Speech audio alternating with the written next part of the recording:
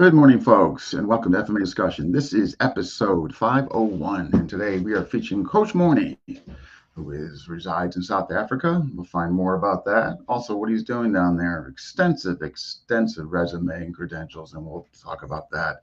Not just in FMA, but all arts, actually. Some traditional. Also, kind of a pioneer in FMA, MMA in South Africa. We'll find that out. Also, he shares the same two coaches as I do, Tom Sotis and Guru Burton. So if you're watching, tell us where you're watching from. Smash that like button, and we're just going to get started. So without further ado, here he is.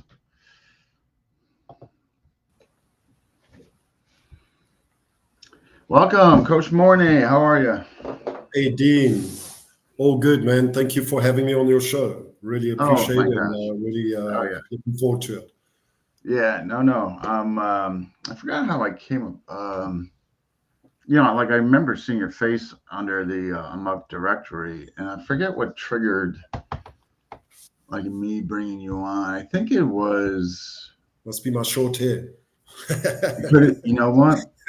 It could have been that. It could have been that. That I saw that glow coming off it. I was like, I gotta get that man on.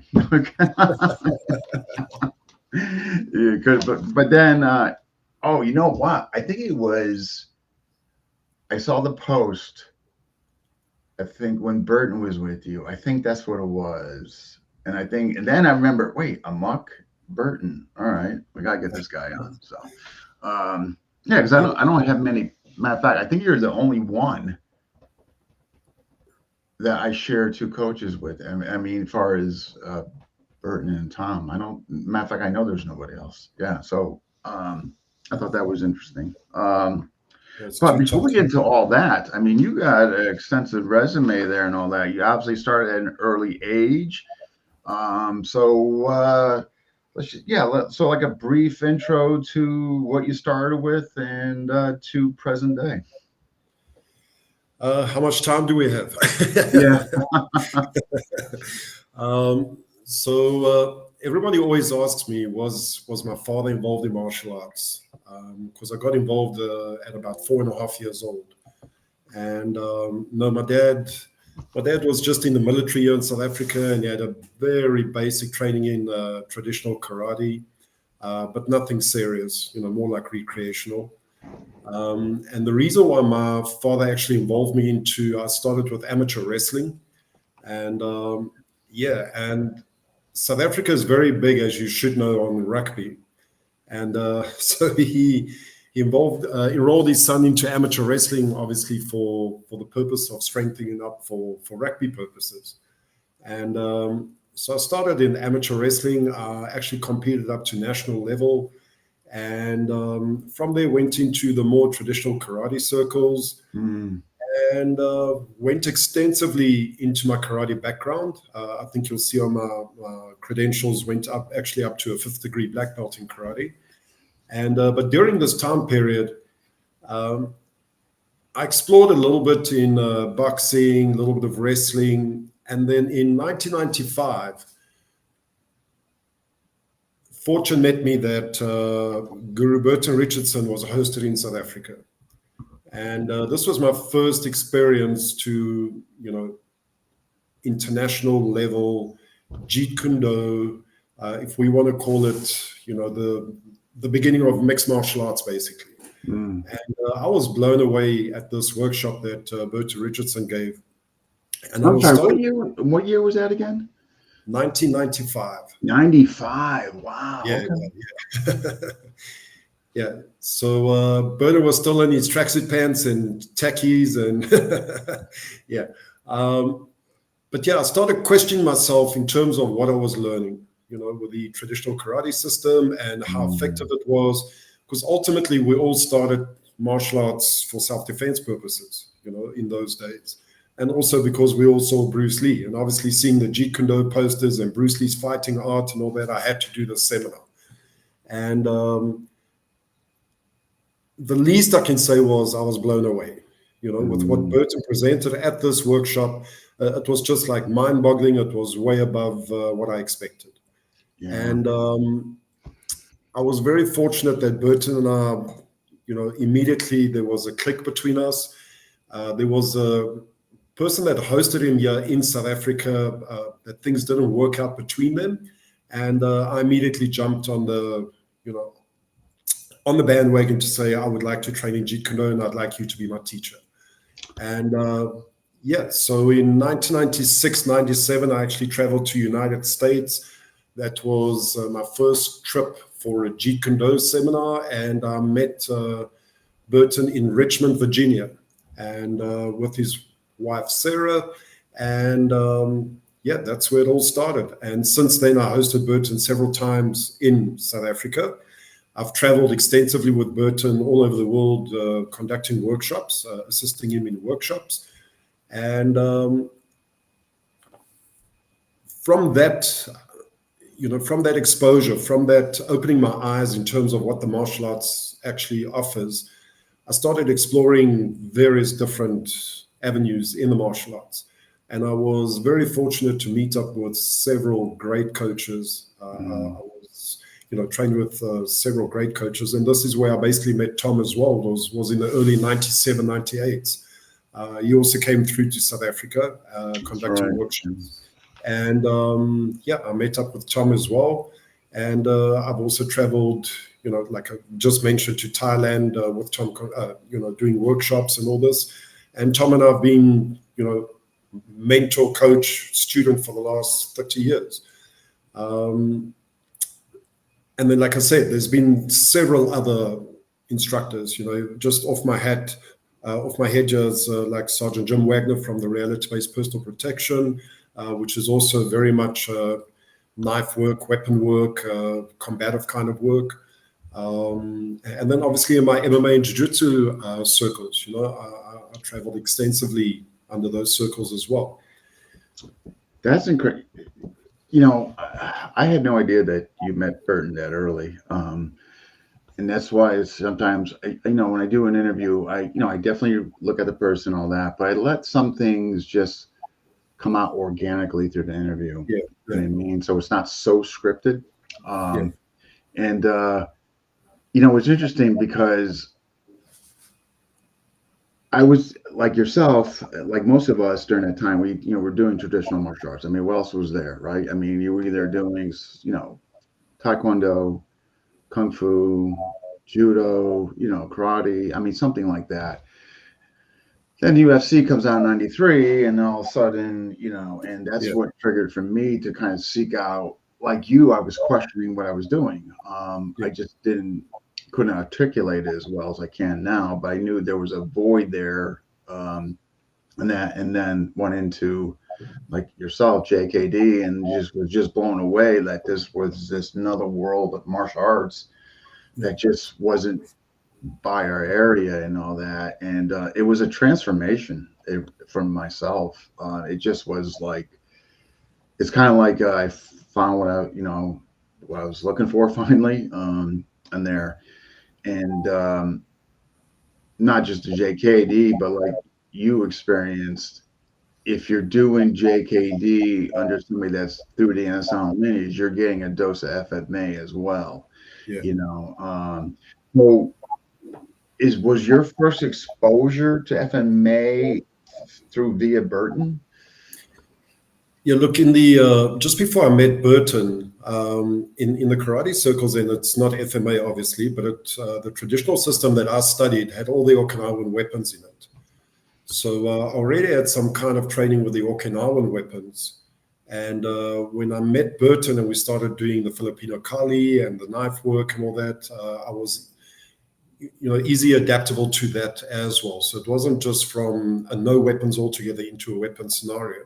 But Burton was my first exposure to proper FMA training, yes. And then directly after that, it was Tom. Yeah, so you didn't go through any other systems where they were drill. This is interesting, and I'll tell you, because a lot of FMA systems are drill centric. And that doesn't mean that I'm saying it's bad. What I'm saying, though, sometimes they get so drill centric, what's happening out there doesn't really mirror what's happening here. And Yeah, yeah, Tom Sodas, as you know, illustrates that like 100%. I mean, that's what a muck is about, like context yeah, and methodology, yeah, as you yeah, well know. But what I'm alluding to is that you just cut through all that. Like if you, because of like Burton and Tom, I mean, that's why I'm so with them in there. So you didn't have to go through like a lot of that, because at that time I think Burton was making that transition to like, hey guys, I'm not gonna be showing all this stuff. I'm gonna be going to functionality, because my experience with the yeah, Dog Brothers, I found yeah, that, you know. So good on you. Like you lucked out, because some of us yeah. had to go through. The traditional stuff. Yeah, yeah, yeah. And Burton, used to at the seminars obviously show the very flashy kind of things that a lot of people were blown away with. But I think because of the Dog Brother background and obviously the testing, what we came up with the term progressive resistance, Mm, we actually test the techniques. And as a JKD instructor, I mean, I went through all the different levels of instructorship with Burton, and we were tested. We actually had to put the helmets on with the soft sticks, with the sparring. There was not one session without sparring. Everything was tested. yeah. And even with Tom, with the dueling, Oh my God, the sparring Tom versus shows dueling. techniques, but then, yeah, you have to duel it. Yeah, yeah, you're not Something you're like not that. getting through a muck without sparring. I mean, Yeah, actually both of them. You're not progressing unless you're showing absolute evidence that you are 100%. able to functionalize the material. You know what I mean? Yeah, So 100%. yeah, those two have there's a lot in common, but I think that's just fantastic that you were able to just that early, like you didn't, yeah, like not that I feel like I wasted time or money, because I do believe you go through a journey and you make these stops, although you look back and like, God, I wasted all this time in that, but really they led to what you define what you're really looking for. I think sometimes they're necessary, because you're able to compare and contrast and find what you're looking for and all that. So for me, I don't look back and like, initially I did, but then I changed, my lens changed on that, and there was a maturity aspect, going along there. And Well, I think a great example would be somebody like Thomas Edison when they asked him, you took over 1,000 times to invent yeah, the light bulb. Yeah, yeah. And so with us, did you waste your time in karate? No. I actually learned what doesn't work and what I can exactly, put into exactly. my Yeah, kind of thinking. So no, there's definitely no waste. I think you just appreciate more what other systems have got to offer, and we can make that decision because we've been exposed to it. yeah. So I can't make that decision, or I can't make that assumption if I haven't been exposed to it. No, it's a great points you make. It's absolutely, again, yeah. I think you have to go through that, and like you just said, a great appreciation for what you have now, and certainly, matter of fact, if it wasn't for Taekwondo and all that, I probably wouldn't be here talking to you. So I Yeah, mean, yeah, exactly. yeah. So we can't. So what do FMA as a whole, through your exposure through Burton, um, what do you think about? Because I know you're heavily into MMA and BJJ and all that, but obviously you're under Burton and Tom, so you obviously value weapon work substantially. What are your thoughts on FMA though, from just an overall lens? Well, Dean, let me say this: because of where I stay, South Africa, my reality. If you do not do some kind of weapon training, you're cutting yourself short. So for me, it wasn't about the love of FMA. It was initially for me the love to defend my life and my family's life. In South Africa, a firearm, a blade is a everyday common thing that we see. So I don't have a problem with FMA as such. And again, just this week, I was on last week, I was on another interview where they were asking which style is best and which style would you choose. And answered them and I said, there's no actually style. There's no style that's better than other style. For me, it's all about the coach, about the instructor. You know, The you could tactic, get a how the you could approach, get a right? Brazilian jiu-jitsu instructor that's very traditional, that teaches, I mean, jiu-jitsu can be very technical, very flashy, and things that don't work in the street or reality. And you can get a karate instructor that teaches very practical fundamentals that will work in a street encounter. So, and this is where I'm very fortunate with coaches of mine like Tom, like Burton, like Chris Harder, like all these guys that, you know, they're not just my coaches, they're my mentors as well. If I can say this, if it wasn't for Burton, I would still be doing karate most probably. You know, he was a guy that changed my whole mindset, not just in my training, but in my outlook on life as well. You know, and these are mentors that are, you know, Tom as well. These are mentors. I can't tell you how many times Tom and I talk about not just Amok, but about my life, you know, about me as a coach, me as a father, me as a, you know, me as a person. You know, and for me, that is really, really important. So I don't want to stylize anything. You know, for me, it's so important for anybody that's listening to really make sure that you get good coaches. You know, so it's not so much the style. You know, a coach can make a style really good. A really good coach can make any style good. So on FMA, depending on your goals, depending on what you want to achieve, you know, FMA can be very study orientated in terms of very technical, very flashy, very involved, or it can be very practical, like Dog Brother style kind of thing, you know, or direct knife fighting. So it all depends on what you want to do, what your goal is in your study. But I do believe the Filipino martial arts offers a complete system, you know, from weapons to no weapons. And it's definitely like a variation of Jeet Kune Do, basically, you know, that a person can study just the FMA system on its own. But again, depending on your source and depending on the coach you're training with. I think that's well put. Yeah, I mean, like you're saying, you know, well, is Il Shisimo better than a Sano blend? And I think you're right. It's, well, depending on who the coach is and what their methodology is, what they're stressing as far as tactics versus techniques. Are they going to more of the art? Are they going more into the functional? I mean, I think you're absolutely correct in that. Like anybody can take, like you just said, any style FMA and make it, you know, functional. You know, again, no, well said on your part. Yeah, Burton, huh? I mean, yeah, it's, you know, it goes with him. You're right. It goes so far beyond like what he's just giving you as far as material. Like I just spent 4 days with him, helping him with the staff, and I finally got, like, it was really good because like just a chance just to talk to him. You know what I mean, about other stuff other than martial arts, and it was really nice. You know, It's and very uplifting. It's very uplifting. And that's what a coach should be, is yeah. uplift you. I just got back from Mauritius. Burton and I and both our families spent a week there in Mauritius. We gave workshops and we spent some off time together. And it's just, you know, I actually needed that, you know, to spend time with one of my coaches that's going to uplift me and speak positiveness in me. And you'll be amazed that we didn't really speak about techniques outside of the workshop. We actually spoke about life coaching. He actually has given me several like homework to do in terms of studying different workshops with Jim Rohn and motivational speakers. And I need to do homework and give him feedback in terms of my decisions in life and all this kind of thing.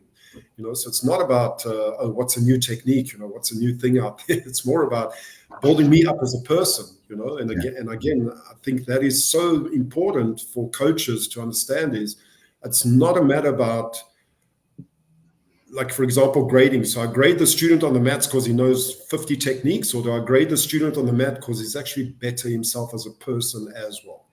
You know, so we need to get to a martial arts system where we're actually improving people, you know, and not creating monsters on the mat. So not creating people that just know techniques kind of thing, but are we actually improving people? So in my methodology, in terms of combatcoaching.com, one of our first things that we focus on is life coaching. Not so much the sport or the self-defense, it's actually life coaching. How do we use the martial arts to improve somebody's life? That's excellent. Character and just improving all around Yeah. facets of life. Yeah, yeah. That's. I think you're right. Like, Pretty I think much we like need your to old be more traditional about. karate used to be. Yeah, it's funny. You're. Yeah, I think back in the day, like it just wasn't about like how hard you can kick or punch. I think right there was life values and life lessons and making you an all-around better human. And I think we do need to get back to that. And maybe that's something we need to reflect on traditional martial arts to draw from. You know what I Yeah. mean? There. But I think that's a valid point.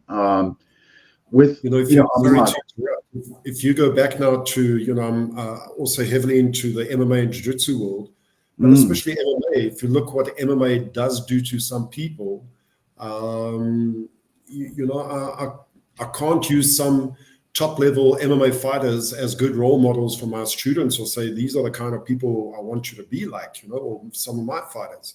And that for me is a big void in something like a hybrid system, like a new age MMA system. That they don't go through that discipline, respect, and what the martial arts is really about. And for me, that's a big problem. Some events that we go to, I wouldn't even want young children to watch this, or any teenager to watch this because of what's happening at the event. Um, and for me, that is a big void in like a modern system like MMA. Yeah, I know with that banter, that back and forth, just the outright sometimes disrespect and Yeah, ethos or just I that's a whole nother topic. Like what do you want your students exposed to? You know what I mean? Do um you know okay, let's muck.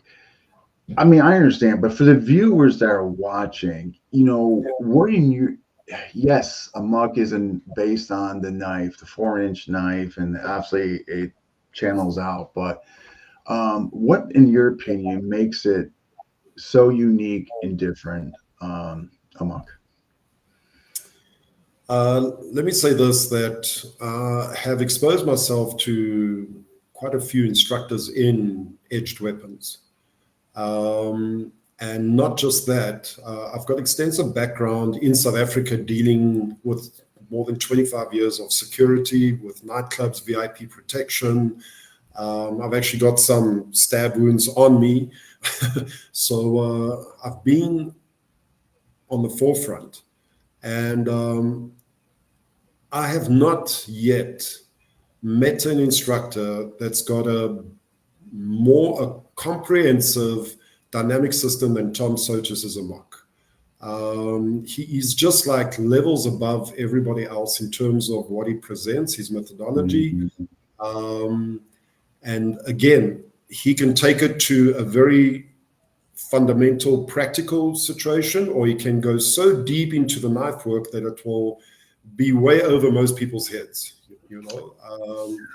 and he's just so extensive with it, taking nothing away from anybody else. I mean, for example, Jim Wagner, Berta Richardson, Kelly McCann, all these, the Piper system, they got their things, but it's just, and this is actually something I spoke to Tom not so long ago. I would really love for Tom and Burton to get together to present a Ah, workshop present a workshop together. I think that will be a mind-blowing workshop for people to attend, because I think both of them have got their unique offerings, but yet they complement each other 200%. So for me, the Amok system is such a combative study of the the human, what he can do and can't do, and against violence, and just the practicality of it. And but people don't realize what methodology is behind the Amok and how extensive Tom has made that methodology. It's like it's a study all on its own. It's so comprehensive. I can't stress that enough. It's like such a comprehensive system. yeah. And Tom himself is a walking legend. Giving this product over to its students. If you haven't trained with Tom Sotis and you're a FMA guy, and you're into edged weapons and weapons, you're doing yourself injustice if you haven't trained with Tom Sotis yet. I totally agree with you. And it's not, when I look at Tom Sawyer's, okay, I don't look at like, okay, wow, his physical tactics are so different from others.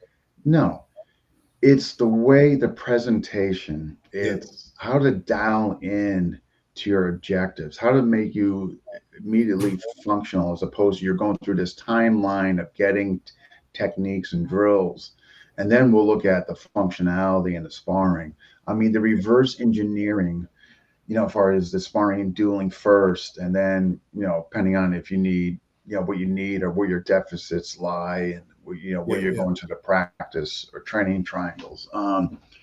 Yeah, I don't see anybody that's even come is there yet, to be honest. Now, like much to your point, doesn't mean they're not doing great work. I mean, Burton's doing absolutely, but Burton's, look at his I mean, look what he's teaching. I mean, it's yeah, yeah, what, 10 modules or something. I mean, yeah, um, yeah, exactly. yeah, I agree with you. Tom is definitely unique, and what I love about him is like he refuses terms like master and all that, and his saying was, "I still get hit by my students. That makes me a master." And like when I see folks putting edge weapon defense, knife defense, master or expert, I'm like, man, I'm still getting freaking like Yeah, how and these guys are so-called experts and masters. I never ever want that prefix no, before my name, because are you kidding no. me? I still get it. And guess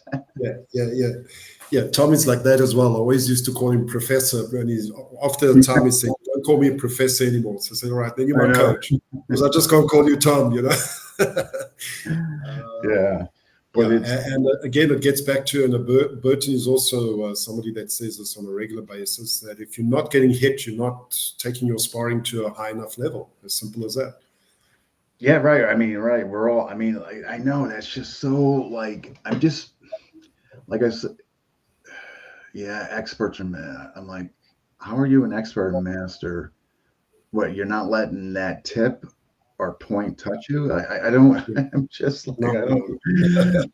I mean, I'm still failing. You know what I mean? At times, I'm not failing as much as I used to, obviously, yeah, but I'm still experiencing failures, empty hand against knife or knife dueling. I mean, I just don't know where the experts and master lies in that.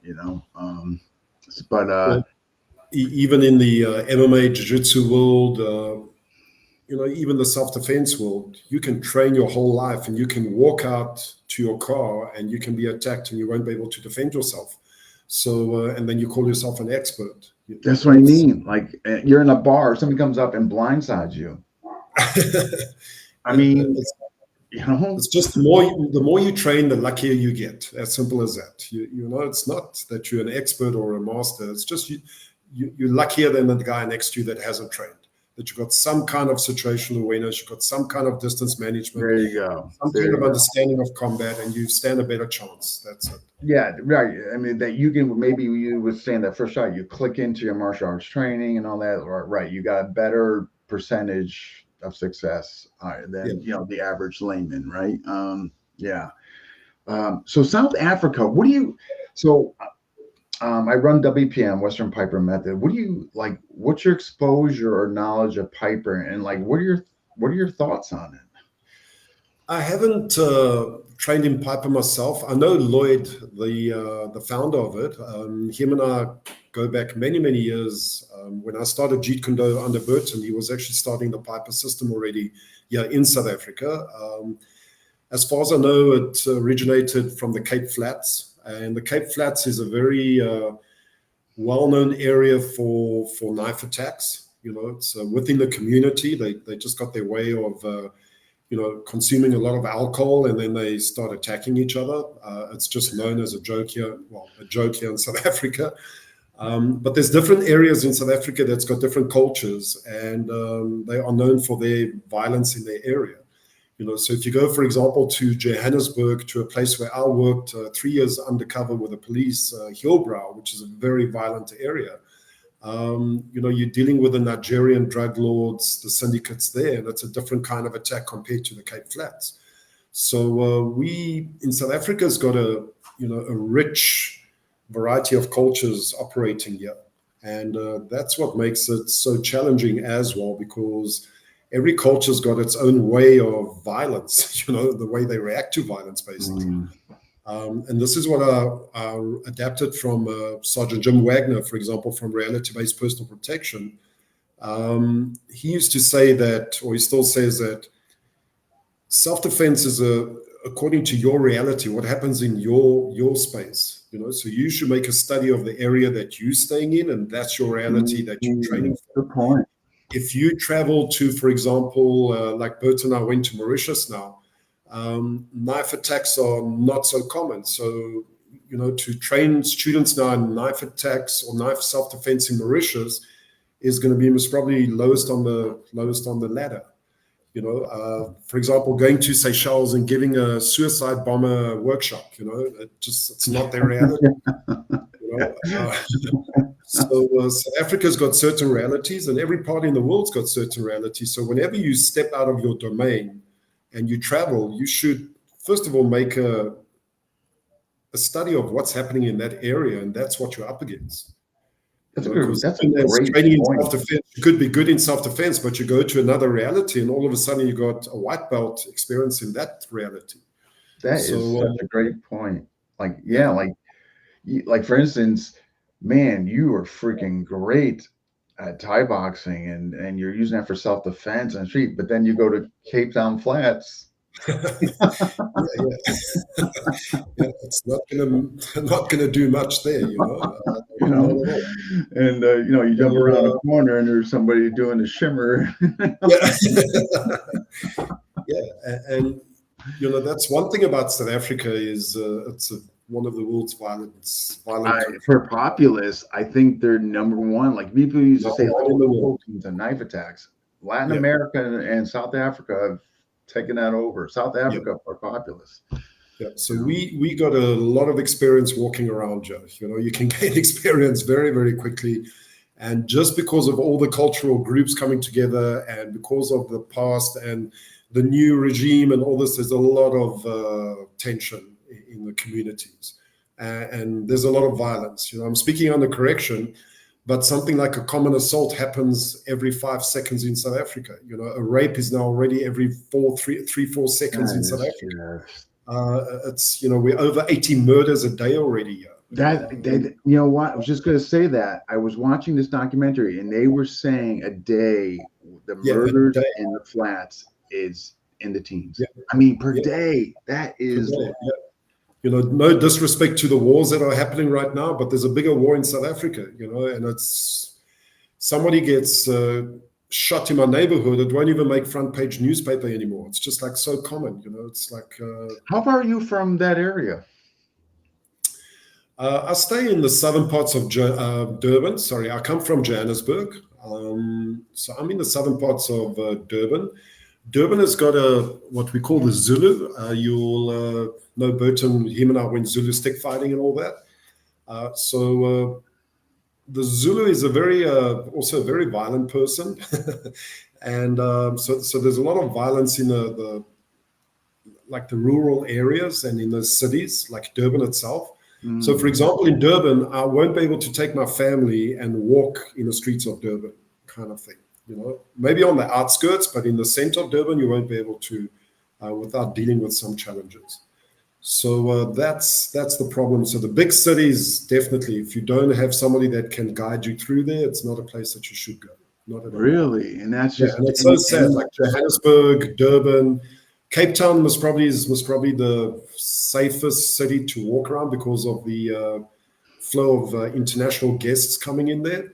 But Johannesburg, Durban, it's not cities that you can just take your family and walk through. No. That's incredible. Wow, that's the Zulu. Yeah. That's fascinating. Man, oh man. So what did you think of Lloyd? Lloyd, he's subsequently he moved there to Dubai, and then from Dubai he's now in Poland. I mean, as far as you meeting him, that had to be like what? I'm guessing early 2000s or something, or Lloyd and I, shared some correspondence around about late 90s. Late 90s. Okay. Yeah, Yeah. in Okay. the 90s, we shared some correspondence. And after that, we didn't really stay in touch. Yeah. Yeah. Okay. That's We not. made touch now again when Burton actually did his Piper course. Burton got certified as a Piper instructor under him. Yeah. And yeah, I just told Burton I know about him and it's an excellent system. And I've known about him for years. And, I'm so glad to hear that he's doing so well. So, yeah, it was a very challenging time when Lloyd and I shared correspondence because it was my transition from a traditional art into Jeet Kune Do.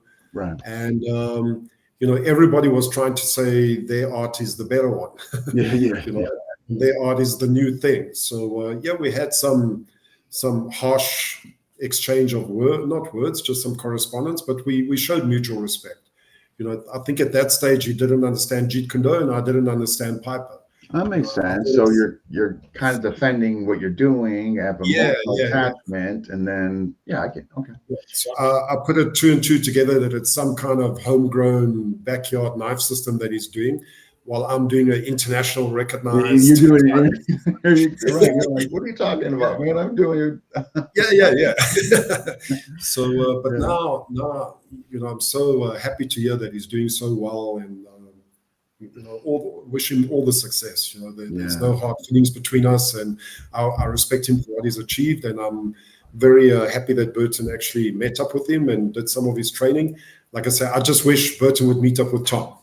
That's my goal. I'm going to push Yeah, that. I know. Because Push that. I mean, I know for absolute fact they both have great respect from one another, and that would be something, getting those two in the same room together.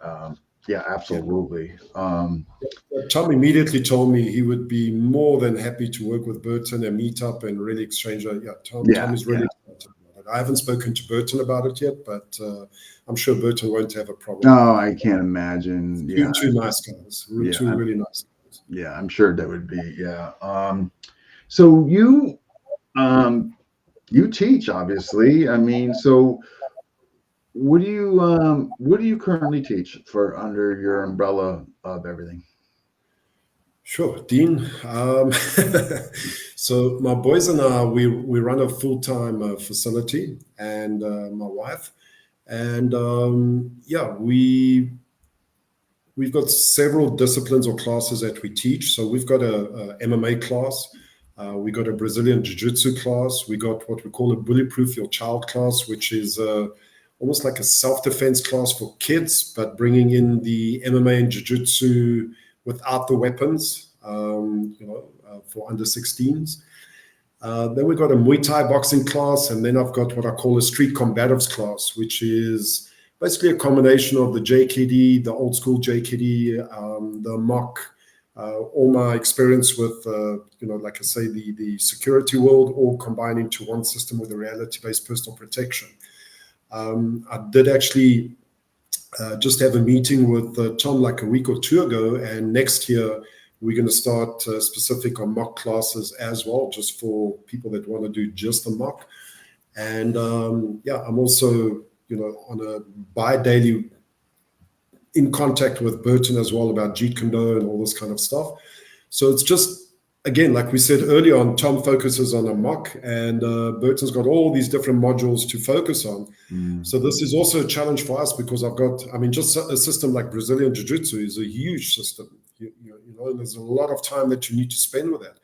MMA is a huge system. So even not just that, I train normal recreational clients as well as professional athletes as well. So, that takes a lot of time. So I won't be able to do this as a part-time thing. That's, and with my two boys involved as well, it's a full-time job for us. So we're actually currently moving. We talk about areas. So the area that we currently are is it's become a very bad area. So we're actually moving to a better area for safety purposes. And yeah, we're opening up a new gym, and all these different modules will be taught there. So it's a big variety of classes that we teach. This year in our gym, we were teaching over 130 classes, general classes a month. Wow. All different disciplines, and that's without our private sessions, and that's without the training for fights, because both my boys are professional fighters as well. So over 130 classes a month we were teaching at our gym, our facility at this stage. So it's a lot of things we're covering.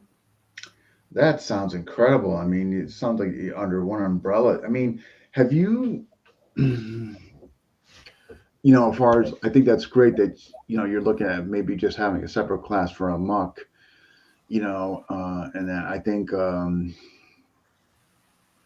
perpetuate Tom's method, I think that needs to happen. I think us instructors are going to have to start doing something, and that's something I've been thinking about for the upcoming year, 2025.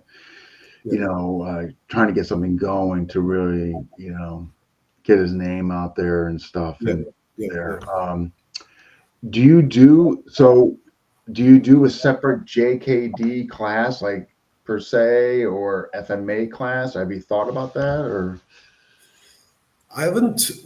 Again, Dean, it depends on what my goal of my gym is.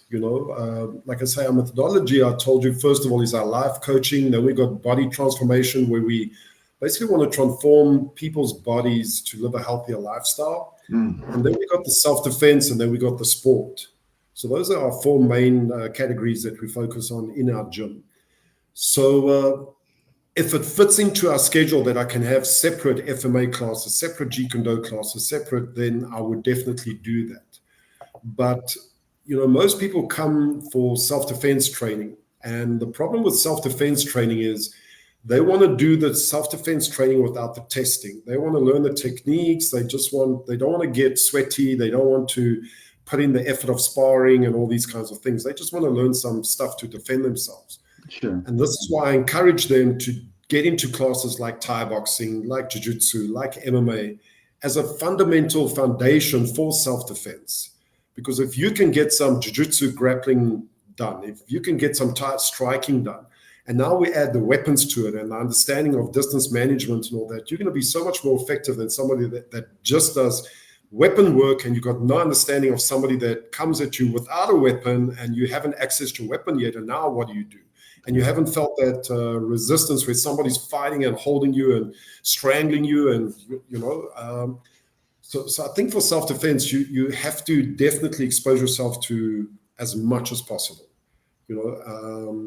Not saying on a technical level, but on the exposure level. You need to understand what it feels like when somebody grabs you. You need to understand when somebody strikes, when somebody tackles you to the ground, when somebody draws a knife, there's all these variables. When there's more than one person, when the environment is different, there's all these different variables. And it's not a matter that you just kick the guy in the groin and the fight's over. Yeah. You actually have to fight. I always ask people that come into my gym and say, they just want to learn self-defense, but they got a firearm, so they don't want to do too much. And so I say, do you have your firearm with you right now? No, I don't. I say, so what if I attack you right now? You can't access your firearm right now. So what are you going to do? And a lot of people are got this crutch on their weapon, which is so wrong.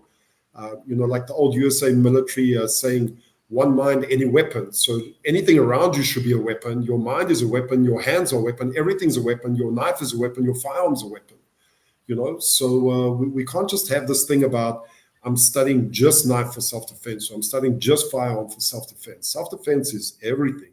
It's actually the highest level of martial arts training is self-defense training. That's a good point. And like the gun community, well, I'll just pull my gun and shoot them. Okay, so I'm on top of you. I close the distance in less than a second, and I'm putting this knife into you. Yeah, and you haven't accessed your firearm.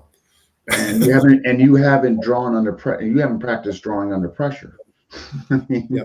We see this. And I don't want to discredit our security forces here in South Africa, but a lot of our police and military is definitely not up to standard like it used to be.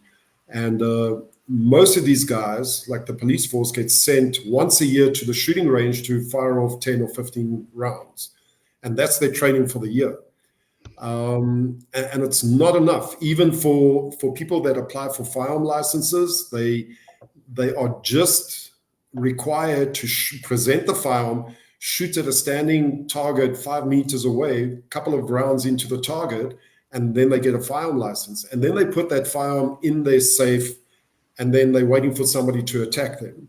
If you don't train under resistance, if you don't train accessing a weapon, whether it be a knife or a firearm, you're done. You're not going to get that, especially under pressure. If you haven't experienced pressure before, you're not going to get that. No, I And totally this is agree. what I like about jiu-jitsu a lot, is because you get put under that pressure the whole time.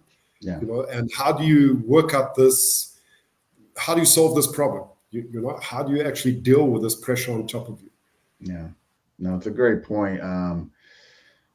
Yeah, I know you see in FMA, I mean, like, yeah, well said. We got a couple questions in though. So here, okay, okay, so this question's from Phil. What is the best part of your training, both open hands and weapons? The best part, I would say, is the sparring. Can't argue that. Yeah. Yeah, definitely the sparring, but I would also say fundamental training. The very technical training I enjoy, but if I had to choose, I would do fundamental conditioning and sparring. As simple as that. Just because of my goal. My goal is to be functional and effective, and my goal is not to be flashy and exotic. So I would definitely work on my conditioning and my fundamentals and fundamental sparring, and even isolate sparring like we do in the Jeet Kune Do with Burton. We call it isolated sparring. So you isolate a certain part in the fight and you just spar that part of the fight. Yeah. Okay, we got another question from Phil. Have you trained a lot others? I think what he is asking here, have you trained others abroad? Yeah, I have traveled extensively. I think my trip now with Burton to Mauritius was my 64th trip overseas in the last 25 years. So I've been fortunate enough. I've actually trained units at LAPD, NYPD. I've traveled extensively over the world. The only part of the world that I haven't been to is the Middle East. And quite frankly, I'm not really hungry to go there right now. But otherwise, all over America, Japan, China, Europe, Africa, South Africa, Brazil, all over. Oh, that's excellent. Yeah, you sign me up. I want to go to Palestine right now. They're calling. So congrats to your sons, if I'm not mistaken, recently promoted, right? Yeah, they've been training for 20 years in jiu-jitsu now, and wow. Both Burton hasn't seen him for like 15 years, so it was very emotional for him as well to see the boys now in Mauritius. Last time he trained with them, they were little boys. And with the jiu-jitsu, we under Chris Houter, who's based in Los Angeles, a very well-known jiu-jitsu master. So recently I just promoted them to their black belts. If you're under a legitimate Brazilian Jiu-Jitsu Federation or an association, obtaining your black belt in Jiu-Jitsu is a very tough task. Oh my gosh. Yeah. I mean, that's incredible. I mean, that's an incredible achievement. You know what I mean? That whole time. And which, I mean, generally speaking, I know it's at least it's in the teens as far as years to whatever to achieve it, right? Yeah. So basically, my first jiu-jitsu lesson was with Burton in 1995, and I only obtained my black belt 20 years later. So it took me 20 years to get my first black belt in jiu-jitsu. So whereas in karate, for example, I was able to get up to a fourth degree in 20 years. So. Yeah. And the thing with jiu-jitsu is you can't get your black belt or even further just by learning techniques. It's you do a lot of sparring. No, you got to demonstrate that. I mean, yeah, absolutely. It's no small achievement. I have the most profound respect for those who go all the way to that. That's that's commitment. We spoke about this. You can see a lot of sparring. And incidentally. We got another question. Okay. What would you say has changed with FMA and other martial arts from your own experience and observations? Good question, actually, with since COVID and in there. So that's from Phil. Um, I think it gets back to, again, the goal that you set for yourself. Um, with FMA itself, I think a lot of people are coming back to a more realistic kind of training, thanks to maybe the MMA scene and the jiu-jitsu scene, that a lot of people are feeling pressure that the artistic stuff doesn't work and people are questioning it. So I think you see a lot of more instructors showing more practical techniques and training methods within their system. For me, FMA is from the Jeet Kune Do days. And again, like we spoke earlier on, I was very fortunate to meet up with Burton and Tom from the beginning. So Yeah. I didn't, like you said, I didn't go through that artistic. I'm telling you, you're so lucky.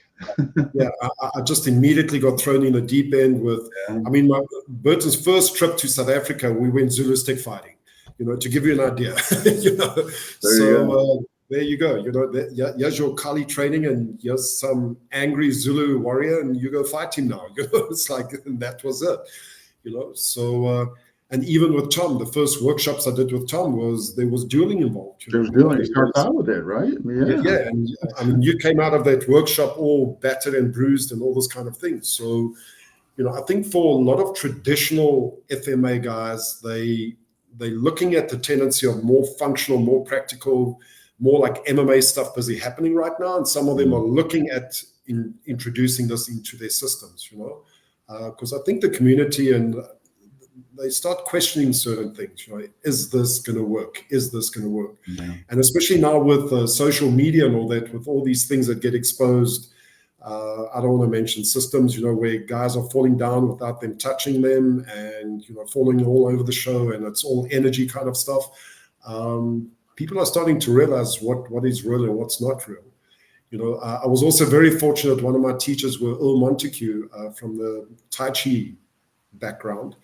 And he actually was a Tai Chi guy that used to go to these guys and challenge them to say, right, push me over without touching me, kind of thing.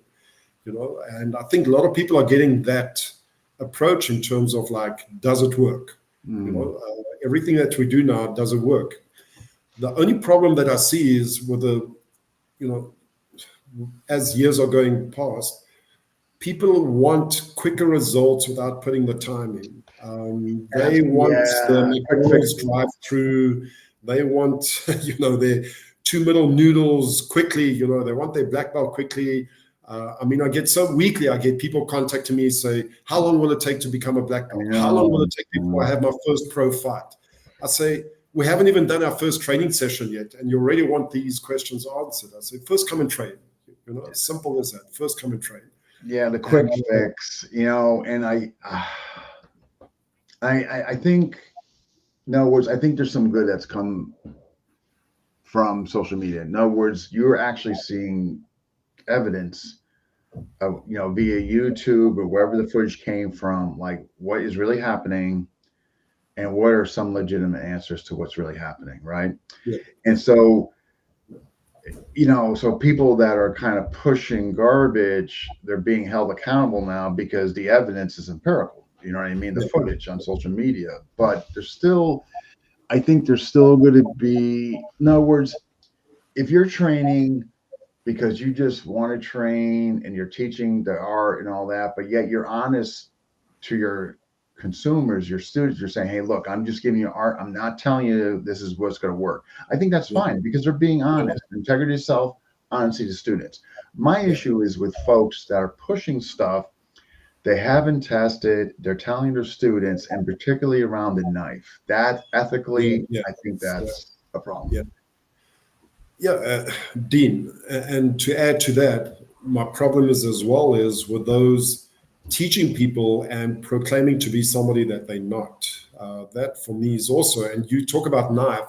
So if you say you're teaching people how to defend themselves or use a knife, and you self do not have the proper credentials or proper training behind that, you are basically giving out a death sentence. It's like, I'm just being nice, I guess. Somebody under the false pretense that they can defend themselves or work with a knife, and meanwhile you don't even have the proper qualifications to do that. Yeah. So for me, that is a problem as well. Over the years, I've had so many examples where students come, they do a couple of classes, and when I see again, they've opened their own school. It's like, how do you do this? All of a sudden, the guy's got a black belt in kickboxing or something like that. Oh, good. It's like, where did you get this? And unfortunately, you're going to get, like you say, consumers, students that sign up there and they haven't done the research. They just fell for the nice marketing. And for me, that's very dangerous. It's very dangerous. Yeah. I know it's with a knife. Wow. It's ethics. I think it's, I tell you, like criminal almost. Yeah, exactly. Yeah. We got another question in here, and this is again from Phil. What is your view about these big dojos representing martial arts? Which dojos? Big dojos. Oh. I think we just covered it right now, man. We kind of I think it needs to be exposed. If people want to train there for the fun of it and be part of that, I don't have a problem with that. But if people are going for proper, legitimate training and they're getting brainwashed with things that are not true, then it should be exposed. Yeah, and I think that's again through the lens of social media. It's really people. It is getting exposed. Yeah, they are. I agree. This is kind of a joke. I once heard Dean say that FMA is better than BJJ. Never. He's just joking. I've never said that. Well, let me say that FMA is better if you got a knife and BJJ doesn't have a knife, and you're busy grappling. Yeah. There you go. So BJJ, you should also learn how to work with a knife. This is it's actually a very valid point. You get the MMA, BJJ, Thai boxing guys. We spoke about it earlier, where the guy goes to the Cape Flats and he's got his background. Yeah, you do stand a chance, much better than most people. Somebody who has nothing, right? Yeah. Yeah, but if you haven't trained with a weapon before and you do not understand the dynamics of a weapon, it can be a problem. Especially your BJJ game changes completely when we add the weapon into this. And again, Burton was one of the first guys that started doing this in the BJJ class. We'd be training and he'd just walk around and put a knife in somebody's hand without you even realizing, and the guy would run and jump on you.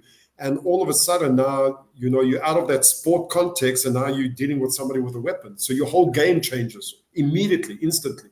Yeah, he's a pioneer in that. He deserves a lot of credit in that area, Yeah. He was introducing weapons on the ground. Yeah, absolutely. But what's your point? And we spoke about this before the show. We went on, like, they're seeing, I think maybe it's a good time to talk about like this reluctancy. In other words, I wish more FMA people would look at the ground, and I wish the ground people would look more like you just mentioned, particularly the knife there in that. And because I think the two meshed, man, I think there's a world there, Again, I think it's got to do with the coach. Yeah, no, absolutely. Are they open to that? Right? Are they open to that? Yeah.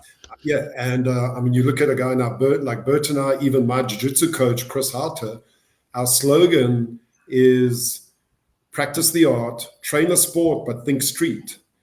So within the jiu-jitsu fundamentals, you're thinking street the whole time. So it has to come from the top, in terms of like, what is a coach telling you what will work and what won't work? So for a sport jiu-jitsu school to bring in FMA, it just doesn't make sense, but for a self-defense jiu-jitsu school to bring in FMA, it makes all the sense under the sun, and vice versa for the FMA guys that think they will never get taken down to the ground, or they will never lose their balance in a street self-defense situation. I don't know what world you were living in, but it's not always going to. You're not always going to be attacked in a nice studio or dojo. Exactly, with mats. And for a jiu-jitsu guy to close a gap on you and take you down to the ground, especially if you got no ground fighting, is such an easy job to do. Yeah. We got a question here from Joe Harrison. Very few. Oh my gosh, comments just came in and just got blown out. Let me back it up. Very few people, instructors, talk about disparity of force and its effects of outcomes in both competitions and self-defense. The second thing is the power curve. Can you give us your thoughts? Style bias is also a huge problem. Okay, the line was a bit distorted there. Dean, just repeat that. Just Sure. give it to me in your words. Yeah. So very few people, instructors, talk about the disparity of force and its effects of outcome in both competition and self-defense. So a bigger person, stronger against, Yeah, yeah, yeah. that. The second thing is the power curve. So basically, he's asking, can you give your thoughts on the advantages of obviously size and strength and disparity, and how that it transfers into just overall power against somebody? Okay, let me say this. When even a jiu-jitsu guy, if he tells you size does not matter, he's busy lying. Because if you're bigger and stronger than your opponent, that immediately counts in your favor. There's no two ways about it. That immediately counts in your favor. Jiu-jitsu is definitely designed for smaller, weaker people to defend against bigger, stronger attackers. Mhm. But still, if somebody's bigger and stronger than you, there's definitely an advantage. Yeah. Even if they don't have any formal training, if the guy's a college rugby player, big, strong, athletic guy, and he attacks you, and he's got the strength and conditioning behind, he's got an advantage. Just like in jiu-jitsu, we talk about you get your 20-year-old athlete or your 20-year-old blue belt against a 40, 50-year-old blue belt. There's an advantage for the 20-year-old blue belt. There's no two ways about it. So we need to be able to train and defend ourselves against any kind of opponent, aggressive, non-aggressive, bigger, smaller, overweight, skinny, whatever the scenario presents itself. So for the sport aspect, there must be definite weight divisions for safety. There's definite weight divisions for safety. But for the street, you must be able to defend against any kind of opponent. And your dynamics change, for example, on the ground fighting. Your dynamics change when you're dealing with a bigger, stronger opponent. So you don't want to get caught at the bottom. So your movement must be way more faster and dynamic to stay on top all the time, scrambling all the time, instead of this guy just putting you down at the bottom.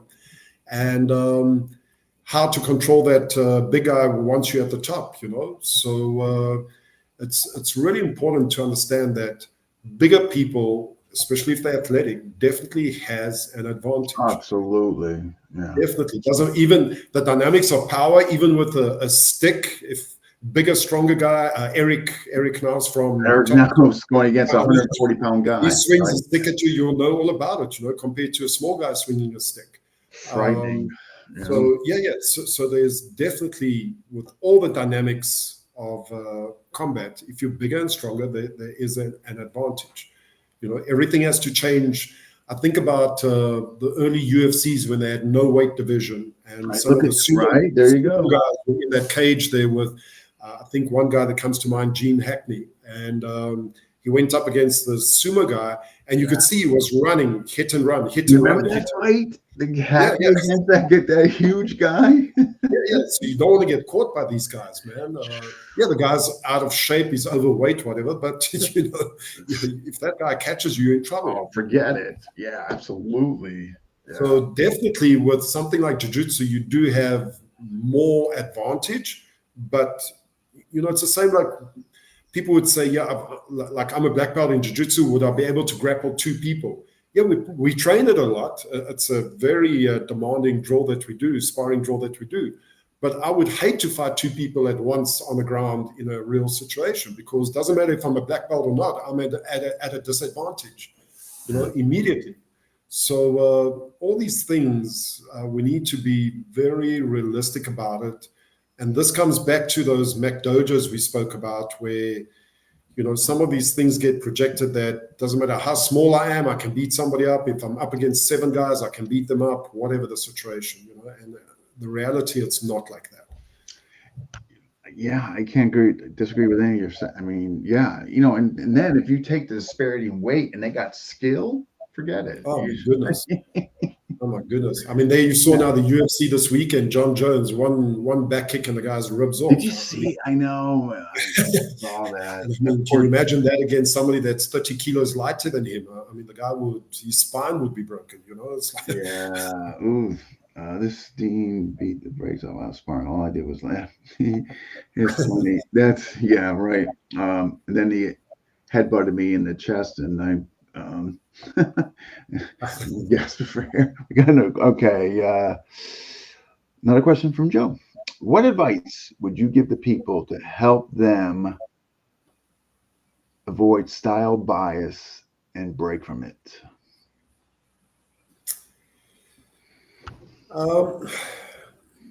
Dean, I've mentioned it several times. I don't think anybody should look for a style. You should the first thing you should ask yourself is, what is my goal? Is it sport based? Is it self-defense based? And that's already going to start pushing you in a certain direction. The next question or the next thing that you need to analyze is the actual coach or instructor. What kind of coach or instructor am I dealing with? Is it somebody that I feel comfortable with? What is the credentials? Is it somebody that's got legitimate credentials? And then you can start looking at style. I think a lot of people are too style orientated, where they say this style is better than that style and this style and this style, and it's very style orientated. For me, it's sport and street first, and look at the instructor.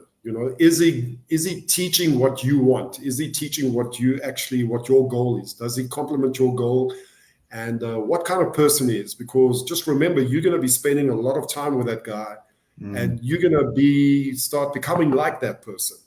So you have to. I mean, even here in South Africa, we got all different kinds of MMA gyms, jiu-jitsu gyms, self-defense gyms. And the first thing I do is I look at the students and I look at the instructor. Never mind their techniques or whatever they're doing. I look at them as a whole, and I see, where would I see myself fit in, and for me, that is way more important than the actual style, Okay. And once you can establish that, then we can start looking at styles. Obviously, if you can't find an instructor and all that, let's say, for example, you want to do a jiu-jitsu training, whether it be sport or street, and there's only this one instructor or two instructors, then you have to look at the one that complements you as a person the most. You won't have that many options. But people don't realize, like we said earlier on, people don't realize what a martial arts instructor does to your mind, what they do to you as a person, it starts affecting you as a person. It's not about just going to class, learning a few techniques. You actually start looking up to this person. You actually start respecting this person. And for me, that is such an important thing for coaches and instructors to realize, is what effect they have on people, and what important role. One of my coaches is Martin Rooney from Training for Warriors. It's a really amazing system. And he's got this thing that he says, the world needs better coaches. If the world had better coaches, this world would be a better place to be. And there would be less doctors required, there'd be less lawyers required, there'd be these other professions required, if the world had better coaches. So I think we need to get out of that, where we just think it's about teaching techniques and teaching combat, but we're actually working with somebody's mind, we're working with their life, and for me, that is so, so important. And that's, I'm just going back to the coaches that I've got, Right. Chris Carter, Burton Richardson, Tom Sotas. All these guys are amazing people. I look up to them not just for their skills, but I look up to them as mentors. I look up to them as examples. You're so right, because I think that's what keeps you around. You know what I mean? I think what keeps you around that individual is what are they giving you besides martial arts. You know what I mean? I think that's what creates the longevity of that relationship. Student, teacher, mentor, coach, whatever. Just making sure we didn't miss any questions. Okay. Renee's asking, where are you located? I know it's what part of South Africa? Durban, South Africa. Yeah. Durban, South Africa, which is yes, okay. That's on the East Coast. East Coast. Okay. This may explain. Like I said, yeah, that's a great point though, as far as we were explained by the guy, if the world had better coaches, better life coaches, right? We probably would need, like you said, we would need less of all this other, Yeah, right? yeah, definitely, You know? definitely. I mean, this is a stigma where people say, "Oh, you do MMA? Are you violent?" Because we found out that MMA guys go to the nightclubs and beat people up. Well, it's not MMA that beats you up. Just like somebody would say, "Oh, firearms are violent. A knife is violent." It's not the firearm or knife that's violent. It's a person behind that's You've violent. just got poor ethics or morals, Yeah, right? yeah, exactly. So that MMA coach that allows that, or the It kind of allows that to occur. Yeah. yeah, you know, he's fueling that kind of behavior outside of his gym or dojo. Absolutely. Absolutely. Right. So okay, your students compete. So as far as competition, more in the MMA, BJJ lane? Yeah, we got amateur and professional fighters for BJJ and MMA. Just because of the scope that we cover and our limitation in terms of, like you say, all these modules, we do not at this stage do any Thai boxing or kickboxing bouts or anything like that. The MMA and BJJ is already like so much, you know. Yeah. So, and then still to try and cover all these other modules and disciplines, it's quite a lot. No, I get it, Matt. And so your competitors, are they more competing around South Africa or globally or? No, I've had my athletes have competed all over the world. We got a big production here in South Africa called EFC, which is basically just under UFC. You know, it's one of the top MMA circuits in the world. EFC. It gets broadcast all over the world, and yeah, so that's a very big production that's here in South Africa, but it draws fighters from all over the world. Nice. And then some of my fighters have fought at other productions in Abu Dhabi.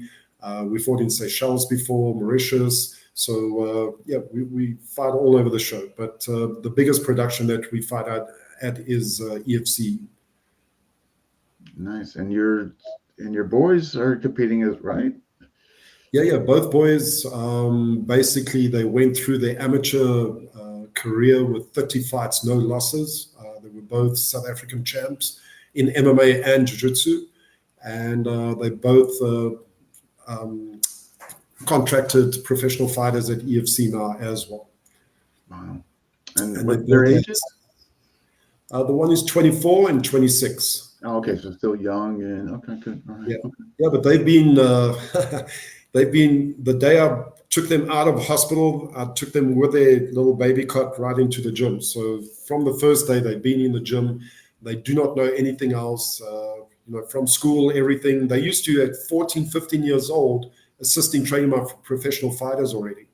You know, they're just like prodigies of what I stand for. And you know, and great that they've met some of the top guys in the world. They've trained with some of the top guys in the world already. I mean, they've met and trained with Tom. I've actually got some pictures with one of my son with a big sword, face squaring up, dueling with Tom. I've got photos with Burton, and they trained with Burton as well extensively. So yeah, Jim Wagner, all these guys, you know, they've all met and trained with him. You know, and again, this is my message that that's what's so important to have good coaches. You know, because it reflects, you know, to my boys now to show them who I associate with and Yeah. you know who my mentors and coaches are.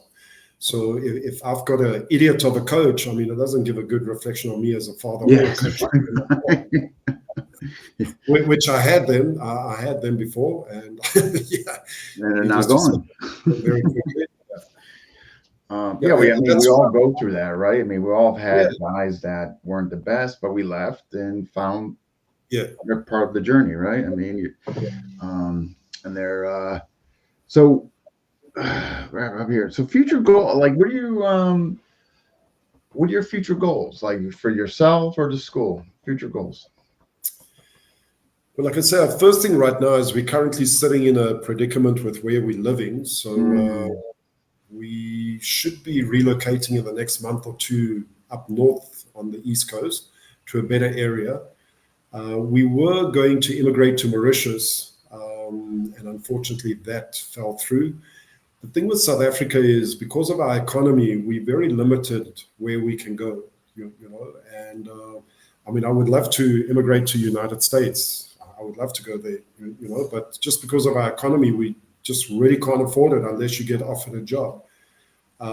Years back, Sergeant Jim Wagner offered me a position in Los Angeles with the LAPD as a technical trainer, and I turned it down.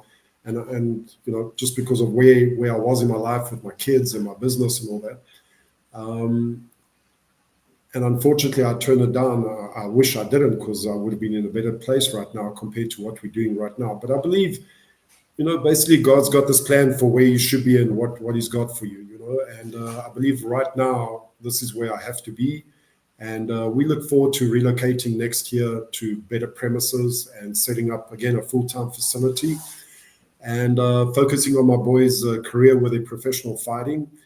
And things that Bert and I spoke about, Tom and I spoke about, all these different modules that I'm going to be working on. COVID has taught us that we can't do everything like physical, like the 130, 40 classes a month that we're doing.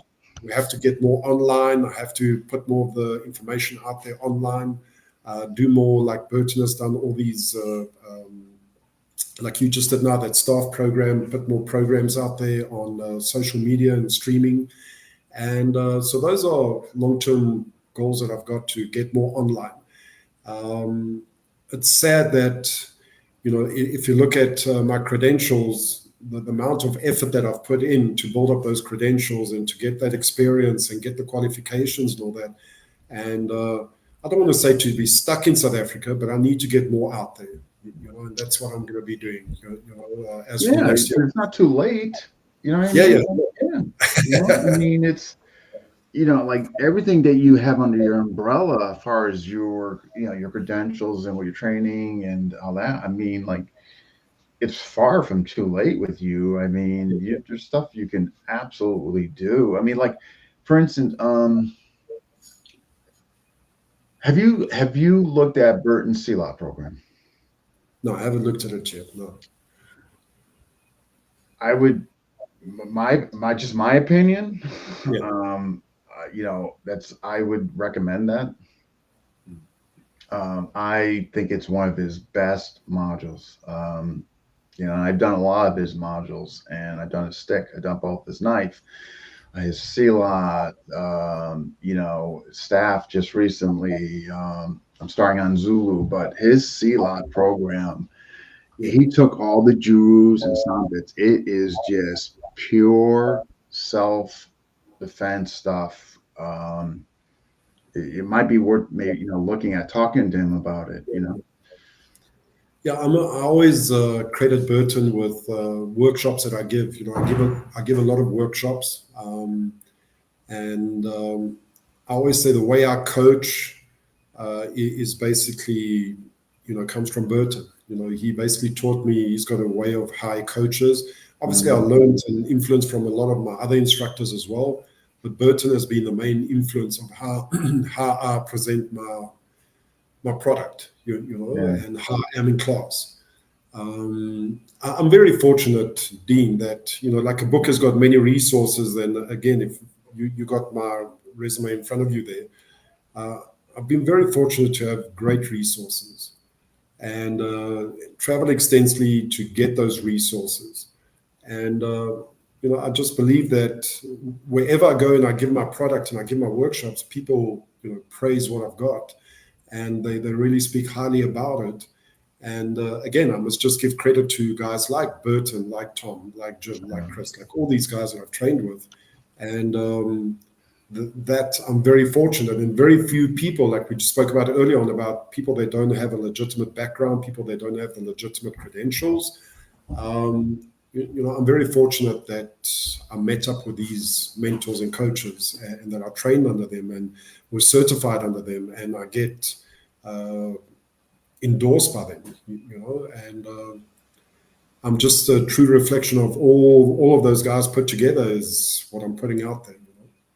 Yeah, I mean, your reputation precedes you. I've heard nothing but great things about you. And, it's funny you mentioned that. Like, my coaching style is hugely reflected from Bert, and, just mannerisms, way to, just approach, and Tom too. I mean, it's a fusion of both. And, they're two.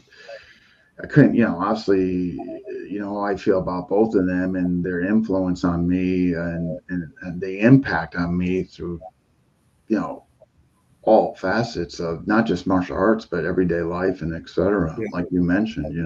Um, if you had the time, what would you like if you had have your what already seems like an incredibly busy schedule you got? Like if you had a time, what art would you like to tap into if you had the time, energy, and desire? I think the art of sleeping. The art, you know what? I heard about that art. I hear it's pretty dynamic and incredible. Yeah, that's one thing I battle with is sleeping, because my mind is just busy going the whole Yeah, time. it's hard to shut it off. I do that at night too. I'm just sitting there. Yeah, yeah, yeah. Um, I've always taken the Jeet Kune Do approach. Yeah. Absorbing what is useful, rejecting what is useless, and I've always explored different arts. And again, I'm saying I'm very fortunate. I mean, I love my street combative stuff. I love my Mm, file. I love my knife, my dynamic knife. I love the Filipino Kali, the flow drills and the double sticks and single sticks. I love my Okinawan weapons. I love my jiu-jitsu. I love my Thai boxing. I love my MMA. I love all these things. It's like just I wish I had 10 lives to spend more time in it kind of thing. mm. So I can't say there's anything that I really want to, it's just I've got still so much to learn in all these different aspects, and you talk about Burton Silat. Uh, we did a lot of that in the old Jeet Kune Do days, that is Silat was in the old The Jeet Kune Do days. fusion, right? The conceptual JK, right? Yeah, yeah, yeah. Yeah, yeah. And I mean, Jeet Kune Do is like such an unlimited, that's why it's called Jeet Kune Do Unlimited. It's got such an unlimited approach in what you can do. So I would say for me, I don't actually want to learn something new of a new art. I think I've exposed myself to quite a few arts. I would I would really just spend a lot more time intensifying my understanding of the current arts that I'm busy working with. Just for You all know, role refinement. There's nothing wrong with that. yeah, yeah. I mean, I've got so much to work on. I mean, just the you should know the Amok syllabus and the methodology of Amok and Tom's whole approach towards Amok. That's a lifetime study, just right there. Just You know?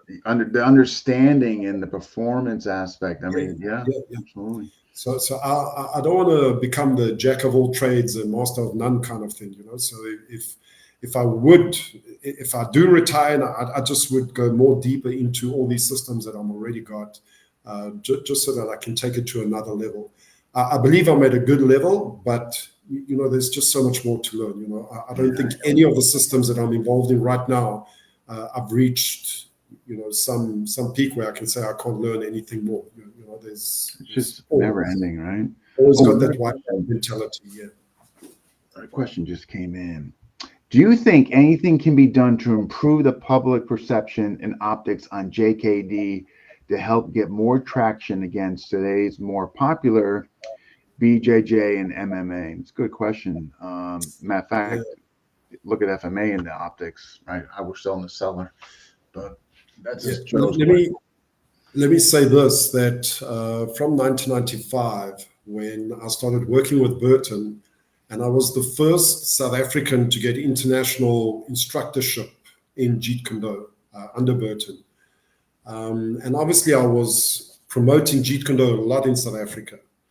And unfortunately, what started happening is we had a lot of backyard groups and karate groups and boxing that started using the name Jeet Kune Do because it wasn't a style. There was no like Oh, association, so they could say Jeet Kune Do, karate Jeet Kune Do, or whatever at this karate school or whatever, and do their own thing. I basically stopped promoting Jeet Kune Do because it became so watered down that people started questioning what Jeet Kune Do is about in South Africa. You know, and it was a very strong name in South Africa and worldwide as well. Then you got the politics between the concept guys and the traditional mm, guys, all these kinds of things. So I think the first step would be to get the legitimate Jeet Kune Do guys. The guys that are rooting directly from Bruce Lee, Dan Anasanto, Larry Hartz, all these guys, and their qualified instructor or certified instructors, and see what they are offering. And then, if there has to be two groups like it was in the past, the concept guys or whatever you want to call them. But to get the legitimate Jeet Kune Do guys operating first, to say these are the legitimate lineages, these are legitimate schools, and this is what Jeet Kune Do is about, and to start cancelling out all the backyard Jeet Kune Do groups. That for me is a very important thing, because it's just going to, like we said earlier on, somebody teaches how to defend against a knife, but they got no formal qualifications or credentials or lineage or anything like that, but they teach you how to defend against a knife. So for me, that's the first step to get Jeet Kune Do back on track again, is to make sure that we've got the proper instructors in line, qualified instructors under the Aina Santo, under the Hartzell, under these kinds of guys, and to establish that first. And then to establish, are we going to do Jeet Kune Do? You obviously can't do it for sport. The whole Jeet Kune Do thing is mainly for street self-defense, and then the study of the art. So those will be the two main groups, I think, the artistic one and then the self-defense one kind of thing. Yeah, it's a tough. Yeah, I mean, you're competing with, it's like, FMA, compare and contrast to the popularity of MMA and BJJ. It's just, we're getting killed. I mean, optics, infomercials, TV. Yes, we're in the movies, but, you can ask your average household mother and she will have heard of BJJ or MMA, Filipino martial arts. It's just, so JKD, I'm guessing, probably not as bad as FMA, but as far as the optics, compare those two, certainly, and the thing is too, is people can go, for instance, on any given weekend, you're seeing these things being used, competed, where you're seeing FMA and JKD, what I mean? Yeah, exactly. Yeah, it's not something you can do a viewership. I think the biggest thing about Jeet Kune Do is the name Bruce Lee. There you go, right. That will attract the biggest kind of following. But people are abusing it, and that's the problem. Yeah, unfortunately, it's just the nature of the unfortunate nature of the martial arts community, right? People, like you said, start back, we're doing everything. It's JKD. Yeah, exactly. That's what, to get the proper qualified instructors and the lineage. That for me is the most important. Awesome. Well, this has been awesome. This has been a great talk. I really appreciate you coming on. Any final thoughts for the community, or? No, all I can say is for everybody to support your movement. I think you're doing great work out there, and you're getting some great instructors on your shows. I mean, when I posted about your show, and I said, two of my instructors were just interviewed, Tom Sotis, Berta Richardson. Yeah. And you got some great guys on the show here, and it's awesome just to be in a more relaxed environment where you can just talk, and you don't have to get so much said and done within 10-15 minutes kind of thing, and we must probably went off the topic that we were going to talk about, and it doesn't really matter. There's always opportunity to do this again and start touching on some other things. Oh my gosh, yeah. I mean, I'm not going anywhere soon, so when you get your new place, I would love to bring you back on once you get your new place, Excellent. I'd really love to support your movement here, Dean, and I just think you're doing an amazing job, and I think all your viewers and your supporters and your subscribers, they should appreciate what you're busy doing. Well, I really appreciate it. Thank you.